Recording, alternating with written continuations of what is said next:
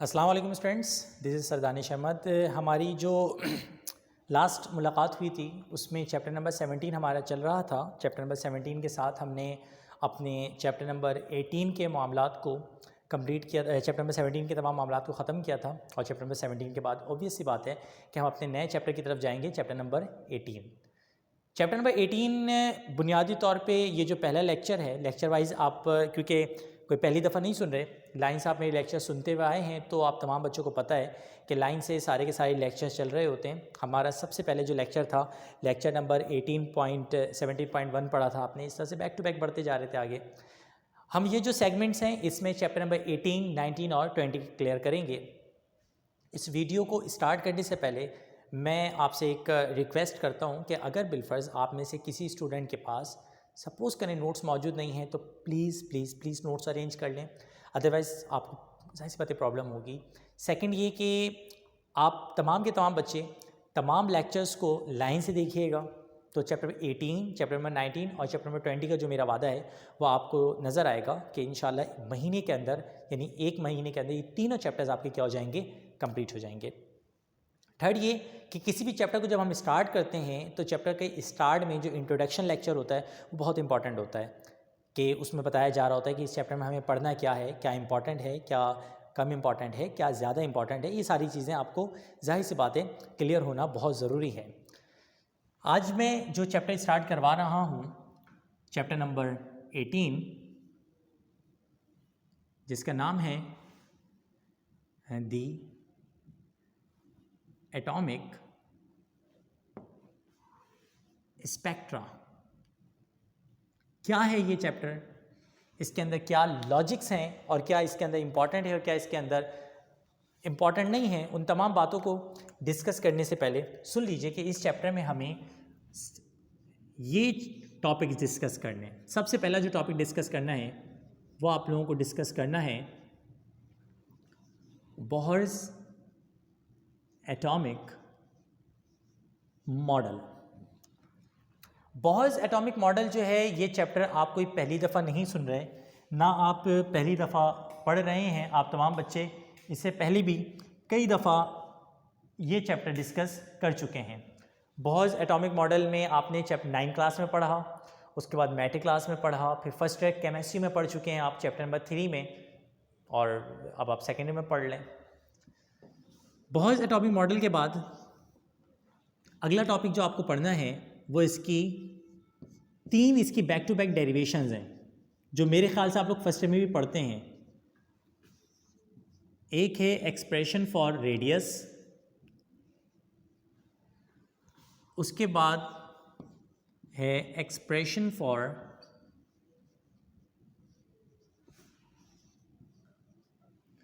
Energy,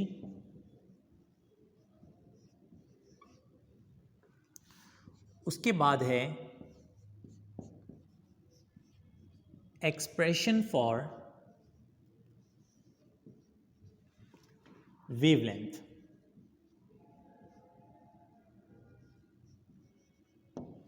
ये 4 topic सबसे पहले तो आपने कंप्लीट करने होंगे। सारी डेरिवेशन है। यहाँ पे अक्सर बच्चे जब पढ़ा रहे होते हैं तो सवाल करते हैं कि सर आप ये बताएं कि क्या हम इसमें वाला चैप्टर उसमें चैप्टर नंबर 3 से याद कर सकते हैं जो हमने फर्स्ट ईयर केमिस्ट्री में पढ़ लिया है, तो क्या फर्स्ट ईयर केमिस्ट्री वाले टॉपिक को कर सकते हैं? तो नहीं जनाब, वाली डेरिवेशन आप याद नहीं कर सकते। सेकेंड ईयर फिजिक्स में आपको वही डेरिवेशन याद करनी पड़ेगी जो आपको यहाँ कराई जा रही है। उसका रीज़न ये है कि वो डेरिवेशन है एक ही, बट वहाँ पर आपने CGS सिस्टम को यूज़ किया था, CGS को, सेंटीमीटर ग्राम सेकेंड, और यहाँ आप जो यूज़ करेंगे वो सिस्टम इंटरनेशनल यूज़ करेंगे। फिज़िक्स में हमेशा सिस्टम इंटरनेशनल यूज़ किया जाता है, सो आप सिस्टम इंटरनेशनल यूज़ करेंगे। सो दैट इज़ वाई यहाँ की डेरिवेशन अलग है भाई, वहाँ की डेरिवेशन में थोड़ा बहुत फ़र्क है, तो आपको यहीं वाली डेरिवेशन याद करेंगे। वैसे आपस की बात है, ओवर एक्टिंग आप लोग बंद करो। कौन सी फर्स्ट ईयर केमिस्ट्री वाली डेरिवेशन अभी तक याद है? अगर उसको भी याद करोगे तो दोबारा से याद करनी पड़ेगी, तो सच है ये वाली याद कर लो भाई, सही है। सेकेंड, इसके बाद 5th नंबर पर जो आपका टॉपिक आएगा वो आएगा बेटा एक्स रेस का। इंटरेस्टिंग टॉपिक है, बहुत मज़ेदार टॉपिक है। जब आप पढ़ेंगे तो आपको आइडिया होगा कि इस टॉपिक के अंदर बहुत कुछ आपको नया सीखने को मिलेगा। इनफैक्ट इसके साथ एक डॉक्यूमेंट्री भी होगी जो मैं अब अगर यूट्यूब चैनल पे जब इसको अपलोड करवाऊँगा तो नीचे लिंक में वो वाली वीडियो भी मैं लिंक दे दूँगा उस वीडियो का। तो इस लेक्चर के साथ मेरी वो वाली डॉक्यूमेंट्री भी टाइम मिले तो ज़रूर देखना, बहुत इंटरेस्टिंग है। अगर मैं फ़िज़िकल क्लास ले रहा होता हूँ तो बच्चों को वो वाली मूवी जो है दिखाता हूँ और उसके बाद आगे लेके जाता हूँ। खैर, एक्सरेज के बाद आपका जो टॉपिक आएगा उसका नाम होगा लेज़र, और फिर उसके बाद हमारा आखिरी टॉपिक होगा रूबी लेज़र। ये बुनियादी तौर पे चैप्टर 18 के वो टॉपिक्स हैं कि जो आप लोगों को डिस्कस करने हैं, आप लोगों ने पढ़ने हैं, आप लोगों ने समझने हैं। और अगर ये टॉपिक्स आप करने में कामयाब हो गए सो दैट्स ग्रेट, और अगर बिलफर्ज कामयाब नहीं हुए तो 2-3 दफ़ा बेटा प्रैक्टिस करना, हो जाओगी कामयाब। सही है। सेकंड ये कि हमारे पास जो चैप्टर नंबर 18 है, चैप्टर नंबर 18 में शुरू के जो चारों टॉपिक्स हैं ये थोड़े से बोरिंग टॉपिक्स हैं, यहाँ से लेकर यहाँ तक, और ये मैं पढ़ाऊँगा भी बोर्ड पे इस तरह से आपके सामने। लेकिन जो नीचे के टॉपिक्स हैं एक्सरेज और ये वाले टॉपिक, ये सारे के सारे इतने इंपॉर्टेंट टॉपिक नहीं हैं बट इंटरेस्टिंग बहुत हैं। ऊपर का टॉपिक तो बहुत इंपॉर्टेंट है। एक नीचे के टॉपिक्स को इंशाल्लाह मैं एनिमेशन या वीडियो के थ्रू पढ़ाऊँगा प्रोजेक्टर पे। जैसे अगर मैं फिजिकल क्लास लेता हूँ तो मेरी आदत होती है मैं इन टॉपिक्स को बोर्ड पे पढ़ाता हूँ और नीचे वाले टॉपिक्स को मैं प्रोजेक्टर पे एनिमेशन के थ्रू पढ़ाता हूँ। फ़ायदा क्या होता है उससे? मुझसे अक्सर एक सवाल करते हैं बच्चे कि सर आप कुछ टॉपिक्स को बोर्ड पे पढ़ाते हैं, कुछ टॉपिक्स को एनिमेशन के थ्रू पढ़ाते हैं, ऐसा क्यों? याद रखना, हमेशा हमेशा इस बात को याद रखना कि डेरिवेशंस और न्यूमेरिकल्स, फिर से सुनो, डेरिवेशंस और न्यूमेरिकल्स हमेशा आपको अच्छी समझ में आएगी। डेरिवेशन और न्यूमेरिकल्स आपको हमेशा अच्छी समझ में आएगी कहाँ पर? बोर्ड पे। ये उसूल याद रखना हमेशा। और जो आपको लाइक थ्योरी के टॉपिक होते हैं ना, फॉर एग्जांपल स्पेक्ट्रम को पढ़ना है आपको, फॉर एग्जांपल रेस के मुतालिक पढ़ना है, फॉर एग्जांपल इमिशन के मुतालिक पढ़ना है, किसी डिवाइस के मुतालिक पढ़ना है, तो ये जो सारे टॉपिक्स होते हैं ना ये आपको समझ में आएंगे कहाँ पे? अच्छे प्रोजेक्टर पे, कंप्यूटर पे, एनिमेशन पे, इसके ज़रिए। तो हर चीज़ की एक थीम होती है। जैसे मिसाल के तौर पे आप अगर खाना खाते हो तो कभी भी आपको जो पकोड़े हैं और ये जो फ्राई की हुई चीज़ें सख्त गर्मी में अच्छी नहीं लगेंगी, बट अगर बारिश हो रही हो, अच्छा मौसम हो, तो पकोड़े खाने का अपना मज़ा होता है। तो हर चीज़ का अपना अपना टेस्ट होता है और वो चीज़ उसके हिसाब से अच्छी लगती है। तो जैसे हर चीज़ मेज़ान में अच्छी लगती है, मेज़ान वालों ने मुझे स्पॉन्सर किया है, आप लोग भी मेज़ान खाएं, ठीक है, मैं मेज़ान में खाना बनाएं, ठीक है। तो लिहाजा जैसे मेरे ख्याल से आने वाले दौर में ये होगा, हम जैसे टीचर्स हैं, अगर बिलफर्ज हमारी टीआरपी थोड़ी ज़्यादा हो जाती है, हमारे यूट्यूब पे चैनल्स पे लाइक्स वगैरह ज़्यादा हो जाते हैं, तो हमें भी पैसे मिला करेंगे कि आप लेक्चर के दौरान हमारे कंपनीज़ के नाम लें, हम आपको पैसे देंगे, हम वहाँ से भी पैसे कमाएंगे, ठीक है।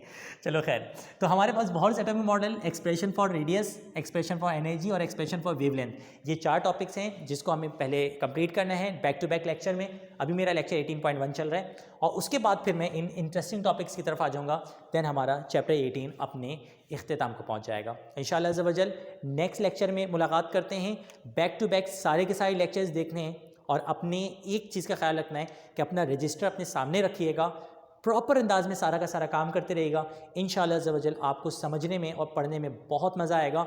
वीडियो के थ्रू आप मुझसे पढ़ सकते हैं और फिर जब मेरा लाइव सेशन हो रहा होता है आप लोगों के साथ, जब मैं आप लोगों के साथ लाइव चैट कर रहा होता हूँ या लाइव कम्युनिकेट कर रहा होता हूँ या जूम पे, इन तमाम एप्लीकेशंस के थ्रू, तो आप वहाँ पे फिर मुझसे क्यूरीज डिस्कस कर सकते हैं, वहाँ पे मुझसे क्वेश्चंस कर सकते हैं, वहाँ पे डायरेक्टली मुझसे बात कर सकते हैं आप किसी भी इस टॉपिक से रिलेटेड कि सर आपने वीडियो लिंक में ये बोला था, इसको थोड़ा दोबारा ब्रीफ कर दें। लेकिन मेरे हिसाब से पढ़ने का सबसे बेस्ट वे वीडियो के थ्रू है, क्योंकि यहाँ पे ना कोई बच्चा मुझे परेशान कर रहा है और ना ही आप में से कोई मुझे, ना ही मैं आपको परेशान कर सकता हूँ, ना टॉन्ट कर सकता हूँ। तो बस talk to the point, lecture से रिलेटेड बात हो रही है, लेक्चर लें वीडियो के थ्रू। और यकीन माने, ये मेरा बिलीव है कि जब मैं आपको ये 1 महीने 1.5 महीने वीडियो के थ्रू और लाइव सेशन के थ्रू पढ़ा के फारिग होऊंगा, तो 1 महीने बाद जब वापस आएंगे ना आप फिज़िकल क्लास में, तो आप तमाम के तमाम बच्चे कहेंगे कि सर वीडियो के थ्रू और वर्चुअल तरीके से हमें ज़्यादा अच्छा समझ में आता था, लाइव क्लास में इतना अच्छा समझ में नहीं आ रहा। क्योंकि हल्के हल्के आने वाले दौर में मेरा दिल कहता है कि बच्चा ऑनलाइन लर्निंग को एक्सेप्ट कर लेगा, ख़ुद भी ऑनलाइन पढ़ने की आदत बनाए और दीगर लोगों को भी ऑनलाइन के लिए प्रमोट करें।